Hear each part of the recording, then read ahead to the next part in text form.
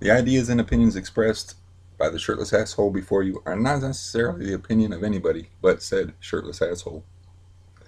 Remember when they used to say that all the time? They'd be like, the ideas and opinions expressed on this broadcast are not necessarily, in other words, we're not responsible for whatever pisses you off in the following broadcast. You can blame me. I did good Popeye there. Yeah, but you can blame me for anything that's said here. You know, I think that's a funny disclaimer, though. Can you hear that?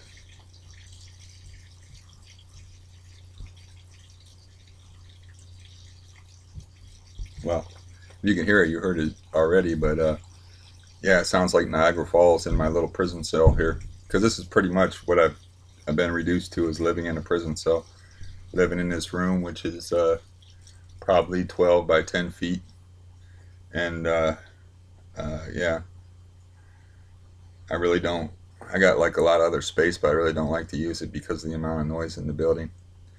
And the landlord is supposed to come by and at least measure this to cover it up, so that might deaden some of the sound. But they took out an old big drain pipe that was like 80 years old that was metal from out of the ceiling, and replaced it with the PVC plastic types, and it sounds like water hitting my ceiling all the time. And I've, just by circumstance, I've lived in first floor apartments over top ceilings, or first floor apartments where the ceiling is a hanging ceiling. So I'm always listening for the sound of water hitting because, since I've lived here at least 10 times, I've had to deal with water situations. And I've only lived here 8 years, so I'm talking at least 10 times where, I got to deal with water coming through the ceiling. And then the other places that I've lived, I've been in the same situation with it. So I'm kind of like conditioned to listen for like water noises because that means I got to break out the pails to put down and the garbage bags to put over whatever might get wet and everything. So, many of you all probably heard my story about being dumb enough to put my hamper underneath a hole in the ceiling because I had responsible people living above me. And the guy literally broke his toilet and broke the seal on his toilet by plunging it and blew it out. And then, nasty poo poo water, as somebody put it, uh, came through the ceiling and ended up in my dirty clothes hamper, which was full at the time, with the and had like not only full but had like stuff like sheets and blankets in it, like really nasty stuff. And then just to revisit the story a little bit because it's a funny story, I didn't know. I was like, well, this water doesn't smell good, but it didn't. I didn't realize it was toilet water, so I don't have any laundry facilities here, and I'm like, these are all going to get musty, so I got to like hang these up and put fans on them and let them dry out. And I'm like, man, my apartment smells horrible. These are the worst air fresheners I've ever seen. But yeah, I don't know. I'm kind of on here to kill a little bit of time um, before the landlord gets here. But yeah, I had a week. I had a week. Uh, this morning I made my appointment to deal with my immobility because, as a lot of you know, one of the worst things in the world is to be trapped with yourself and to be trapped inside your own head. And that's pretty much my situation because I got a little bit too ambitious last week and my leg blew up on me, and I'm hoping I go to this orthopedist and he does something about it. But I'll probably have to see my GP before then so I can walk around, and get out of my own head and do some stuff. And I have my therapist like running out of here because I have like a psychotherapist person that comes and sees me in my house. It's one of the advantages of having a bum leg and not being able to get around is they'll make arrangements for you like that. She was running out here. I'm looking at the time and I'm like, man, she's leaving early, and she was just like, she couldn't wait to get out of here. And I didn't blame her. I didn't have anything good to say.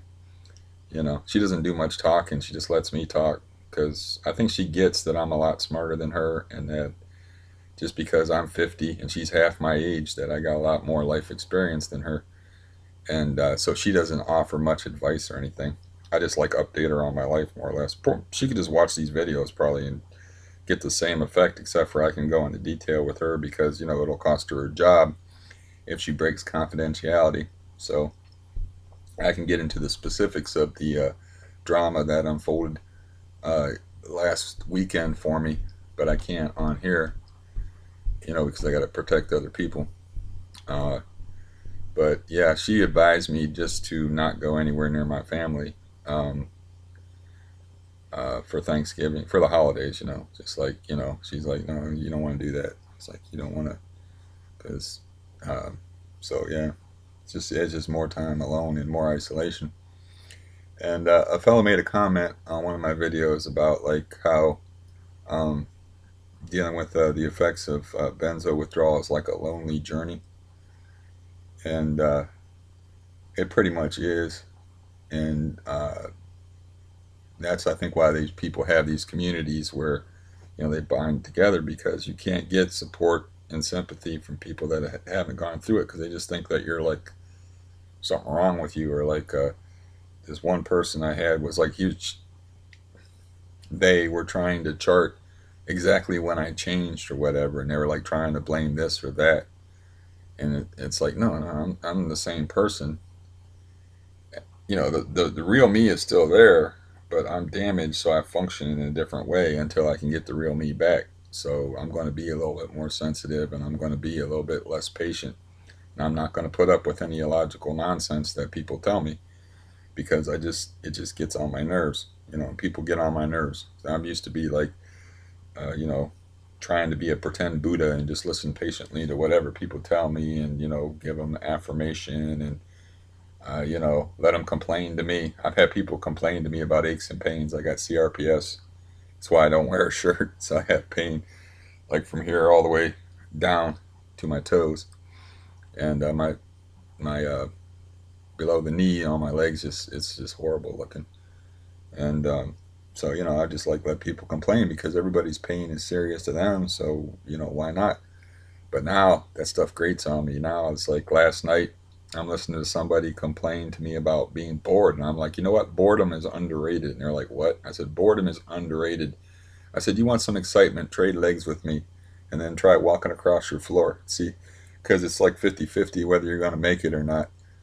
And, you know, it's like that wasn't very nice of me or whatever, but they're not being very nice if they're sitting to me complaining about having a little downtime, and not like, find something to do, keep yourself occupied, be grateful that you can be bored, because the kind of excitement I got, you don't want, you know. So yeah, I have this other friend that I talk to, and a former police officer guy that I talk about sometimes on here, and he laughs about that, and I'm like, I always tell him the same thing. I'm like, boredom is underrated. It's like, let me be bored, that means nothing terrible is happening in my life. So Um, so last night, I'm being a good dude again, but I'm ready to go to sleep, and I found some show to watch on Netflix or something. I'm trying to fall asleep to it, and somebody calls me, and they had a really horrific thing happen, which is they had one of them little tiny dogs, like that big or whatever, but it fell down the steps and broke its jaw, and then they took it to one animal care place, and they tried to do something with the jaw, and they made it worse. And I was like, he was like just surmising this, because he wasn't in there with the dog when they were doing whatever. But he said when they gave the dog back to him, its jaw was completely separated, and you could see all inside its mouth, and they had stuff on its face to stop the bleeding and everything. And they probably were like experimenting with it to see how bad the jaw was broken, and just severed it completely. But the tip off to his suspicions of why they might have did damage is they like, there's like no charge for this visit. And this is a place that's notoriously greedy, because if you've ever had animals and you've taken them to the vet, or had to have any medical procedure, they're mercenary. They're worse than they are than medical people are with people. They're like, we'll let your dog die. You don't give us like $2,000 up front. I have somebody else that I know that has a big dog that needed an operation, that had to plunk down $3,500 uh, for the operation, and that's not counting any other fees uh, that were accrued by this misfortune. So, anyways, they had to, the story with the broken jaw is, I was listening to the guy last night, and it's like a horrible thing that he went through, and they had to put the dog to sleep, and it wasn't an ancient dog, it wasn't a young dog, it was probably like late middle age. So Yeah, that's really bad. I didn't really care for the dog myself, so it didn't really have no effect on me. But I don't like to see other people hurt because I know what it's like to get attached to an animal, and then to have something catastrophic like that, where you gotta watch your animal suffer for 24 hours and then make a decision to put it down and all that. It's really hard stuff. And you know how people feel about their animals. It's like people love animals over people. They'll watch a million people get murdered in a movie, but if a dog gets killed in the show, man, it pisses them off.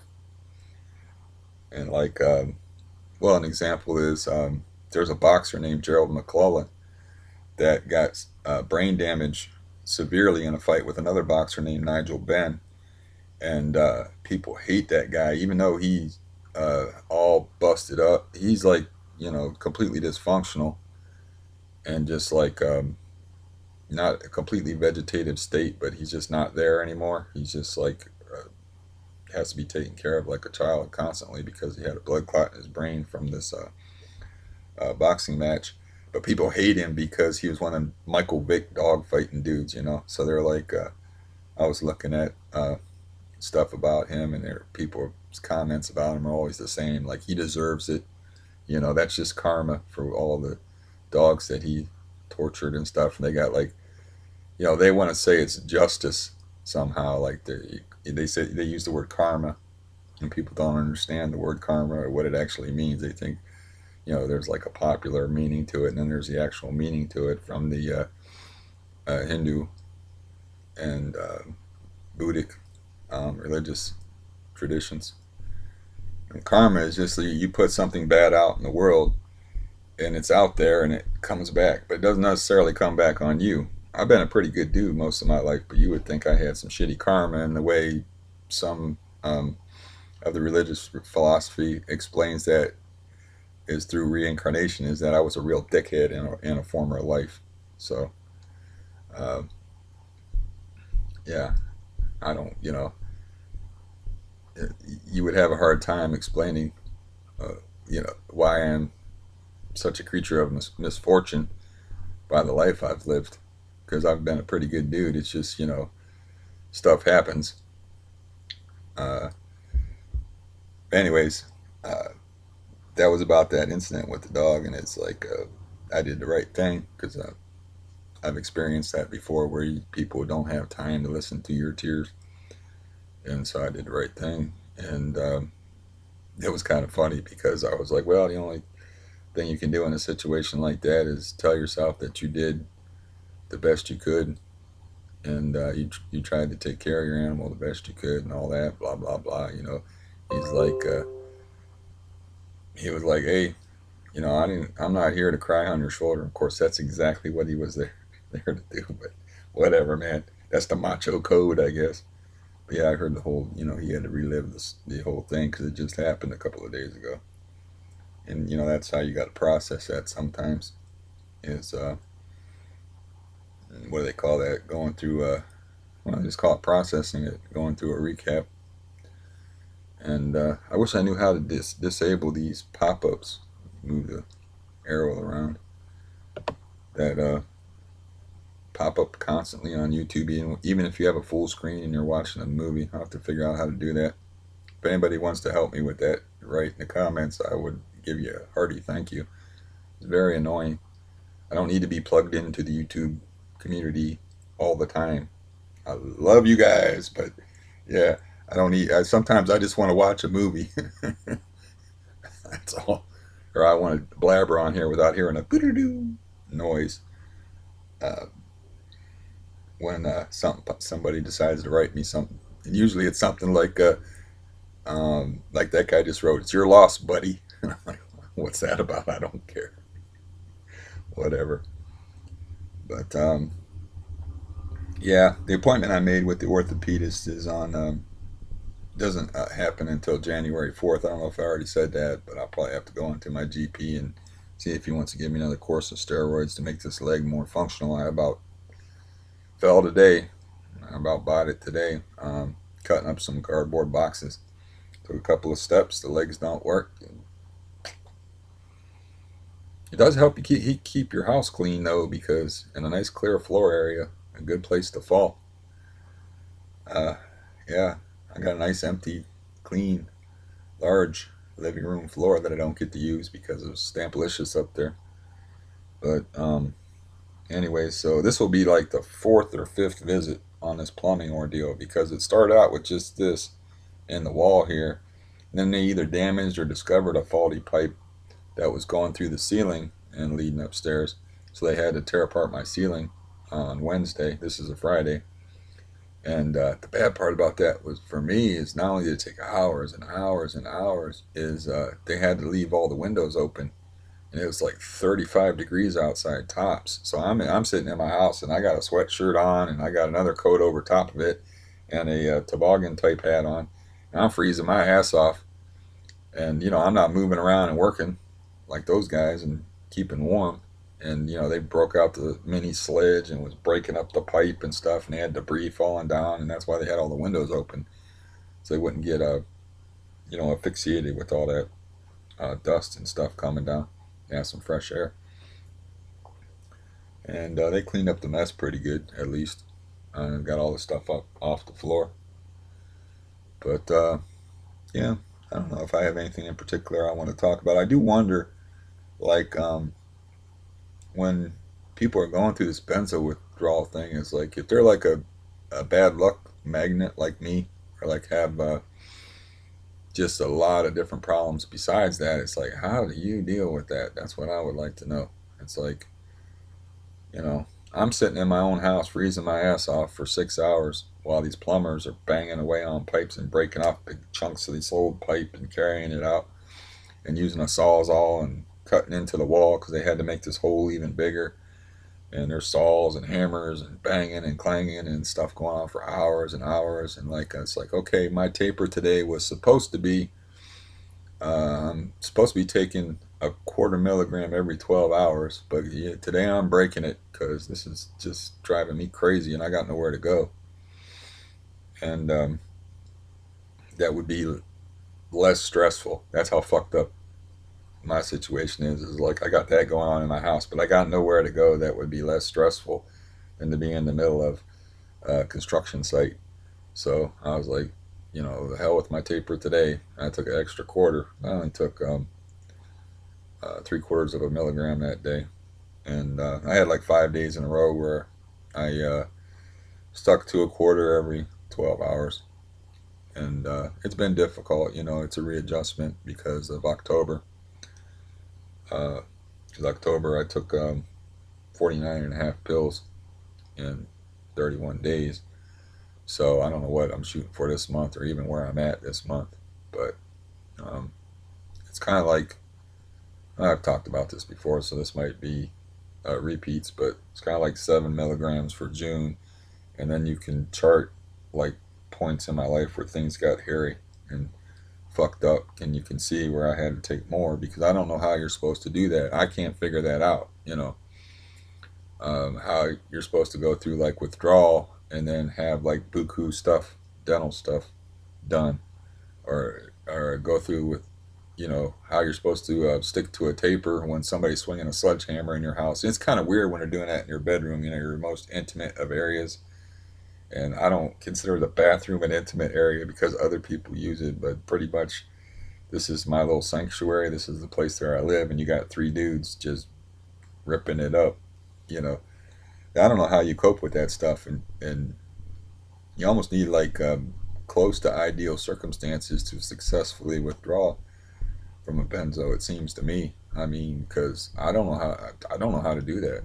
If I have like a uh, messed up dental appointments, there's crazy stuff going on in my life, or stress from people or whatever. I don't know how to like. How do I be in a messed up withdrawal state like I am in now, and then deal with extra stress when the reason why I was taking the benzo in the first place was I do have anxiety and I do overthink things and I do have issues. And again, with the pop ups, I have to figure that out. Sorry. So annoying. But anyways, yeah, I don't know. I'm doing better. I mean, I got like CRPS sick from emotional stuff from last weekend, and I'm doing better. I still look a little grim, I imagine. I haven't shaved for a while, and I'm coming around a little bit. In the first couple of days when I get like that, I can't really eat, and I can't. Uh, it's funny that people don't believe me about it, but it's just from emotional upset. It just makes me physically sick because again, the CRPS is an autonomic disease, and the autonomic nervous system is hooked into your center of your brain where your emotions are processed. So it's like you got bad emotions, comes out physically, and like shoot, the first 36 hours after the anonymous incident, I had one meal and it was a small meal. I couldn't eat. I couldn't eat at all for uh, what is that, a day and a half. So yeah, I don't, all the stuff that I have to deal with, I don't really know how to, know how to be successful with this. I guess I just have to be patient and hope I can have a better string of luck because even in June when I was only taking 7 milligrams, I still had issues, but I didn't have a billion issues. I didn't have people messing with me emotionally, and the CRPS was at a dull roar as far as symptoms, and my living circumstances were doable in my building, but I still had I always got stuff going on, but now it's like just too many things, you know. So it doesn't make you optimistic, and yeah, right now I'm trying to do a quarter every 12 hours, and yeah, I don't know. It, I swear, I really believe that if things would have went even relatively smoothly, this would be over for me because I was down to 7 milligrams for 30 days in June, and I was pretty close. It's pretty close. I went 58 hours without taking any Xanax, and so what I'm going to try to do, I guess, is uh,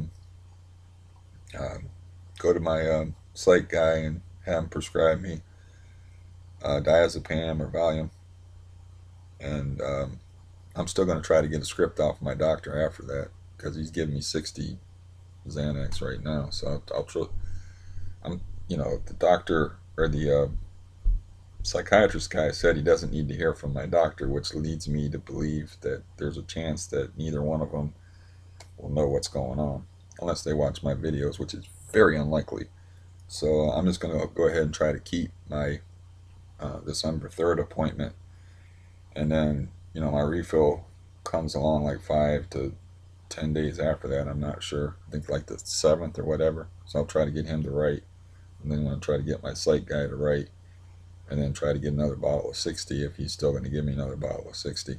Because I'm not really confident about the switch, just from one to the other. But I've already experimented with like taking small doses of Valium and tapering off the Xanax, and it was working really good. And I wasn't even taking that much because I couldn't afford to buy that much. So, I don't know how.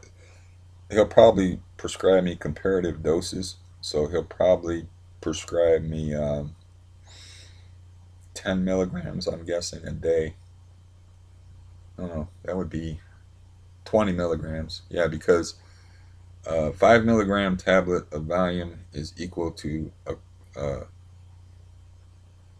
quarter milligram, and 1 milligram is equal to a half milligram. And math is not my strong subject, so I probably should not try this without a piece of paper. But yeah, I'm guessing 20 or 30 milligrams of Valium. I'm feeling some of the withdrawal stuff right now. I don't feel none too groovy. But yeah, let's figure that's what he'll do. And then I'll have a stockpile of the Xanax, and then you know switch it to Valium at my own pace instead of like no more Xanax, all Valium. So I'm not really confident about that because I would maybe I needed to take higher doses of Valium and I wouldn't have experienced the depersonalization that I was feeling when I was taking small doses of Valium with the Xanax. Like the day that I went 58 hours, the time that I went 58 hours, I took, I think, 7.5 milligrams of, 7.5 or 10 milligrams of Valium during that 58-hour period. And then, before I took any Xanax, and I was feeling really a lot of depersonalization. There's a video on here of like 52 hours without Xanax, and I went another 6 hours after the video, but I'm a little bit out of it in the video, as I am in most of these videos. But you could definitely tell that I was a little bit out of it. Uh, but yeah, I mean, that's the thing that I wonder about is like, how do people do this? If I could do this alone, I could do this alone, believe me. I could do this alone. But how do people do this alone when they got like physical obstacles and family issues and emotional obstacles and difficult living circumstances? And how do people do this? That's what I would like to know. The answer is probably it's just hard. It's just going to be harder. That's probably the answer. That's probably the only answer. But anyways, winter is kind of falling here in Lake Wobegon, little Garrison Keillor reference, in Ohio. So we've had some sleet and a little bit, a tiny bit of snow, but it really hasn't stuck much. But the weather's been really unpleasant for the last week, and that doesn't help matters. Because when I was dragging the garbage out the other day, I'm like, oh man, I don't have any salt. And they got like a wheelchair ramp for the guy that lives next door to me that I was walking down, and I wasn't too sure that I was going to make it down that ramp alive. And I got to get some salt in here because I was like, oh, this looks slippery, and I don't know about this because I can fall over the best surface in the world. I can eat it now. I don't think I talked about the major dental work I had. Um, I don't know if I probably did talk about that already, but yeah, um, I don't know. My mouth is still sore. It's been like it'll be 2 weeks next Tuesday. This is a Friday, so that's what 11 days. 11 days after the fact, they did so much in there that my face is still sore and it's still uncomfortable to chew and stuff. And it's like I'm not too confident. I don't really believe in cheap dentistry. I had good dentists that were a father and son team, and they outgrew me. They got a good practice going, and then they dropped all the people that um, were the poor people. So then I had to go to poor people dentists, and yeah, that's what you get when you go to a poor people dentist. And my experiences with those cut rate dentists, whenever you go into a dentist and you see the lobby and there's like 30 fucking people in there, you're at a poor person dentist. So yeah, that's like um, it's difficult. It's difficult only having that one chewing surface and stuff there. But that's just kind of unpleasant. Showing my toothlessness and all that. That's just rude. But that's is what it is. It's just what's going on with me. Uh, well, that's almost a half an hour. I had an idea to do some other types of videos, but I think I need a clearer head for them because I can't really do anything else but talk and think and write. I can't really do anything else than that. And I was thinking about hammering out some things and like making some other videos about of a different nature on here. And I would like to do that, but I would have to hammer that out because it's like difficult, abstract topics and desultory rambling. Not good for that. This type of a thing, not good for that. That has to be like watered down to the bare essence. It has to be like a written type of thing. But anyways, I can't really do my other project. I guess I could try again to do it. I mean, I should probably just practice the reading part. My other project is I wanted to read some of my fiction and put it on here because I got to find something to do. You know, I mean, you can't just lay there in withdrawal and do nothing. That's a bad plan. You got to keep yourself occupied somehow. So I got to find some way to occupy my time. And no, I told my therapist yesterday, like yesterday I woke up and I was completely having suicidal thoughts. I was like, I don't want to do this.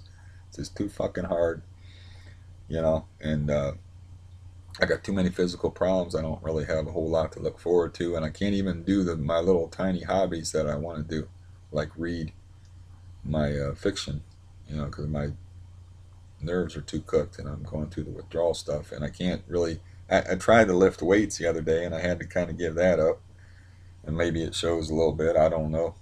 I had to give that up because that was twerking my knee. Even though twerking my knee, tweaking my knee, I think is the word I look for. People don't twerk their knees. I don't think tweaking my knee is what I was looking for. But I try to do stuff where I'm not using my legs a lot because it's freaking dangerous.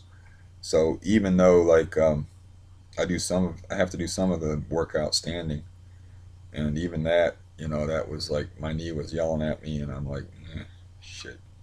So this really is like a prison of flesh now, and I have to learn to. I get along with myself pretty good though, so I don't, you know, I don't have a completely pure conscience, but I have relatively unstained conscience, and I think that helps. I do have some things in my life that I feel bad about, but I think that helps. And the fact that I've always tried to make an effort to be a good person, I think that helps me live with myself. And the fact that I took the time to educate myself and learn things, even though I dropped out of school in the 10th grade, so that means I got Jethro Bodine education, which of 9.5 years of school. I had some tutoring, home tutoring. You want to talk about some? I was a pretty good looking kid, you know. I had a nice head of hair and everything, and a lot, and I had all my teeth and everything. I was a pretty good looking kid. So like, I forget how old I was being tutored, but it was definitely inappropriate territory. But I was getting some home tutoring, and the tutor was a female, and she wasn't much to look at. All I remember about her is she had brown hair and she wasn't fat. And she said, you know, some things you have to use your hands for, you know, like maybe under the table. And she like reached under the table and grabbed my leg and squeezed it inappropriately. And the weird part about that is like we were in the kitchen, and my family was in the living room watching TV. I'm like, the fuck, what is this about? What does this mean? I'm like, I think 16, something like that. It's definitely Florida hot mom territory, except for I didn't have a hot mom. I can't remember the names of the cases, but there was the Florida case where there's the female student had sex, or the female teacher had sex with the male student, and she was smoking hot. And then there was the other one that was famous, and she was a brown-haired woman, and she was not particularly attractive. I don't think in anybody's book, but I think it was like a Hispanic kid that she was molesting, and then they ended up like having a relationship after that, and all this. It was like a long, involved thing, but those are the two cases I remember. But that was weird. I hadn't thought about that for a long time, but that was definitely like I looked at her like, what? She didn't go too high. She didn't grab my junk at least, but I was like, what? Like, she was making a joke or something, you know. So I knew I was like bad touching. That's not right. I'm just saying. 16 years old, man, that would make you overlook a lot of her drawbacks, though. But 16, that lady was not 16.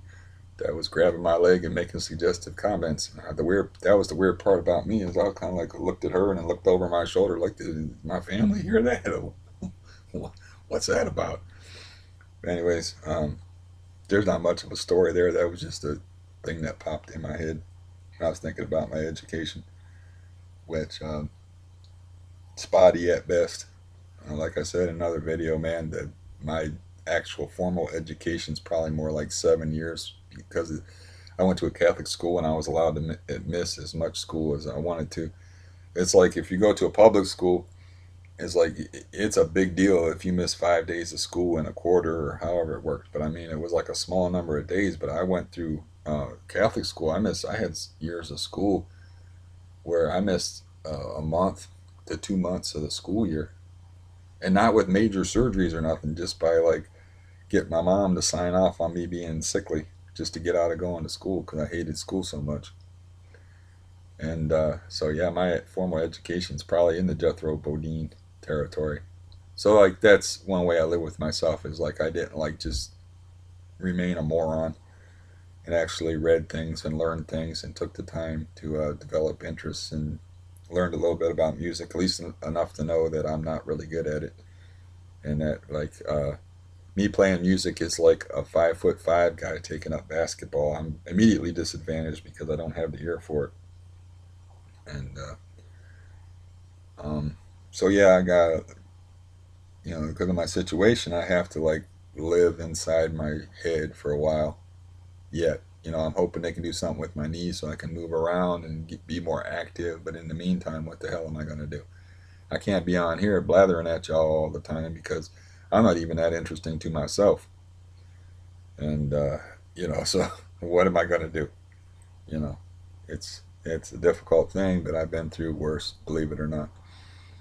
I had yeah, not much worse, not much worse than this, because when you're young, you always had hope. But I did time in a back brace where I was stuck in a hospital bed, and there was no other place to put the hospital bed but the living room in the small house I was living in with my folks. And I was 18 years old and in a back brace and couldn't eat, couldn't sneeze without pain because when you have broken ribs, uh, that's what you're afraid of. Is like you're afraid to cough and sneeze and vomiting or anything like that. Anything where you're expanding and contracting those ribs. And since I had a rib removed here, it was like having a broken rib. So I had like no appetite. The only thing I could eat was a certain kind of pizza and like yogurt. And so I've had experiences where I've had to live with myself or been forced to live in a prison of flesh before. But it doesn't make it easy. It doesn't make it this any fun.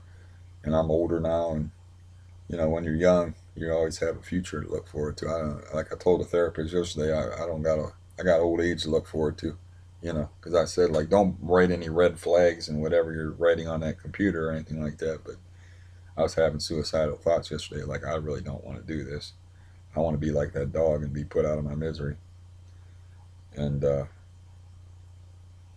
you know, I don't be too dark or anything like that, but I do have an exit strategy because I don't want to be an invalid and I don't want to have people taking care of me, and I don't want to be in a position where I don't have that option anymore. But I don't plan on doing anything like that, because that hurts the people that you love. And if you love people, and if you care about people, and if you are concerned about people emotionally, you don't do that. You don't take your own life. You be a man, and you live to the best as you can. But I've also seen my mom uh, bedridden and suffering, and she needed put out of her misery, frankly. And I'm talking about over years and years, and the horror of that. And I think people need to like get a new attitude about death and not be selfish about it. But if she wanted to go, man, I would have signed off on that in a minute. So I wouldn't want to put anybody through taking care of me in a debilitated state. That just doesn't make any sense. But I think generally, I don't know if Dr. Kevorkian changed anybody's minds back in the day. I don't know. But people need to develop a new attitude about death. That doesn't mean that I'm going to do anything or that I'm ready to die or anything like that. I'm just like, I have, final option. And the dangerous part about having that, like, that's why I don't keep a gun in the house because that would be my preferred method. But the dangerous thing about having something set up is like, the kind of thing where it's not a logical choice. It's like, it's your mind doing it to you. That's a different type of thing, you know, um, where you get in that depressed thing and you're just not emotionally or mentally well to the point where you make that decision, and it's not really a decision out of logic. And I almost went there with the therapist, and you might be sorry that you stuck around this long in this video, but I don't mean to be depressing or anything like this. But this is the kind of thing you have to deal with when you have catastrophic illness and stuff like that is you have to think about these things. And really, everybody has to think about these things, but nobody wants to think about them. But I have to think about them, especially in the situation I am in now, where I deteriorating. And I'll die laughing. I'll be like Stubb and Moby Dick. You know, death ain't no thing to me, man. I ain't afraid of it. I ain't afraid of it. I can say that with all honesty. I'm not afraid of it. Life is what you should be afraid of, not death. You know, I'm not afraid of it. I have a clean conscience. I was a good person. Whatever's in death, it's either sleep or me saying, "Oh, this I'm on a different plane of existence. This is interesting." You know, so I don't have no fear where that's concerned. You have to just be responsible, and like if your head gets to that place where you're starting to think those suicidal thoughts, you do need to talk to somebody, and you do need to find out, is this coming from a place of reason, or is this coming from me being not well? Is this me being my head, my mental state is not where it should be? Because that can happen, and I have shoot, many loved ones with depression, and if it was me in their situation, I'd be skipping and jumping. So this ain't coming out of depression. It's like I was telling my brother, man. If you want, if you're tired of being bored, man, I'll give you my leg. If you want some excitement, just give me a semi-healthy body, man. I'll be fine. So these ideas and these thoughts that I have, they don't come out of depression. They come out of logic, and they come out of life experience. And I didn't really mean to go there with this, but I never know where this is gonna go. Uh, yeah, it's kind of funny that part of um, the drama last week was somebody telling me that I talk too much, and I'm like, yeah, no shit. The sun's bright too, huh? And but in my situation, there's not much else I can do. See, can you hear that?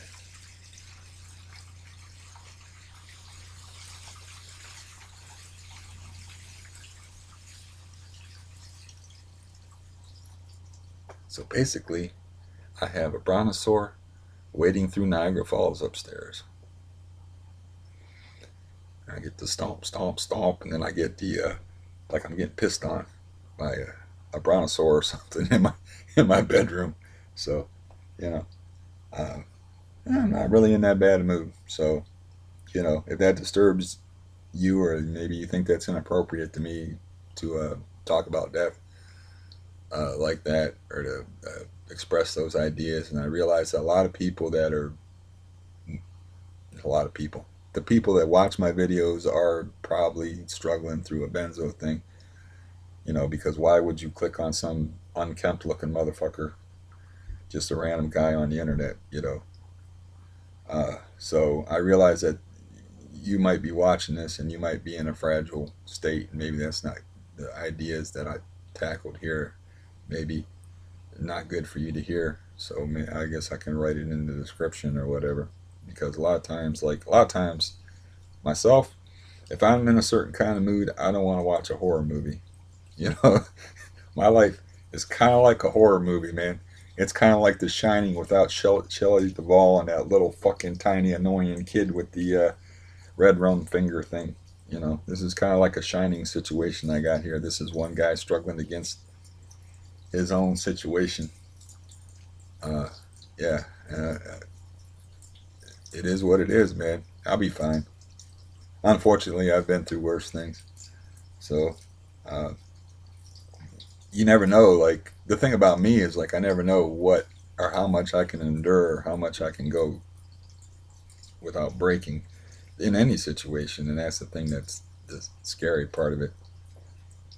I wonder if that you're actually hearing it. That is so annoying. It is annoying, I have to admit. But, yeah, so, I don't know. Like I said, just killing some time. And these are the kind of thoughts that I have, uh, that people tell me to keep to myself. People change the subject on me a lot, and I'm like, well, my existence is a dark existence. So a lot of times, it ain't all going to be sweetness and light. I've got to think about these things. I got difficult things, and like I can't share everything, but I've seen the darkness, and I've been through some physical torture that most people can't understand or relate to, and still can't understand and relate to it, unfortunately for me. So, this is just me sharing my life experience and what my life has been and what my life is, which right now it's a benzo war, and with many other problems. But in any circumstance, you can, in any circumstance that you're in, almost any circumstance that you're in, I should say, almost any circumstance, because there's times when you're so sick, or like you have a bad toothache or something like that, where um, there's no way to like ameliorate it or make it better. It's just bad, and it's going to be bad, you know. But like with the benzo thing, you get moments where it's bad, and you get moments where it's not so bad. And right now, I'm not feeling all that great, but I can still be me, and I enjoy being me despite uh, the craziness that I have to live through.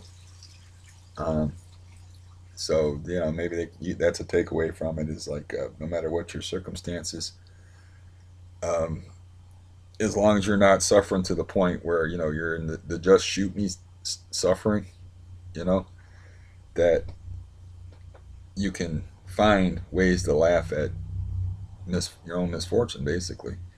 And if you are in the kind of like just shoot me type suffering, you're probably not watching this anyway. But if you do get in those places, all you can do is, like, all I could do is just meditate and try to keep my mind clear of really horrible thoughts. And like when I was going through the worst of my withdrawal, I had a plant that was sitting over there on the stand, and I would just lay in this bed that the computer's on, and I would stare at that plant, and I would just concentrate on my breathing, and just try to get through each minute. And then you wait and you wait, and then you get times when you feel a little better, and sometimes you have to fight against it, and you have to um, do stuff when you're not feeling when all you feel like doing is lying there. You have to get up. Like yesterday, I was like, get your ass out of bed and quit thinking these negative thoughts.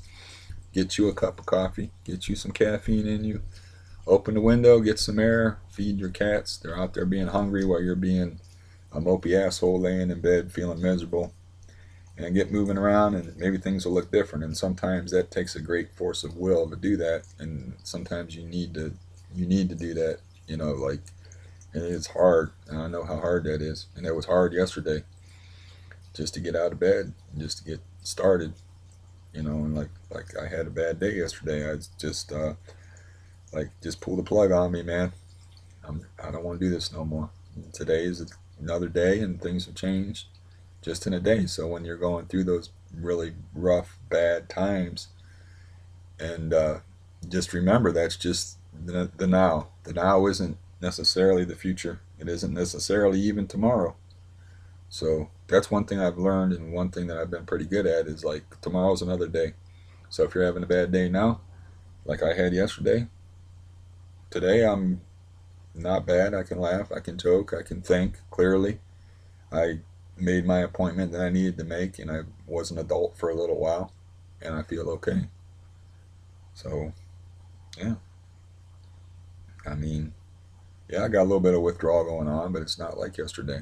It's not, no, I don't feel as bad as yesterday.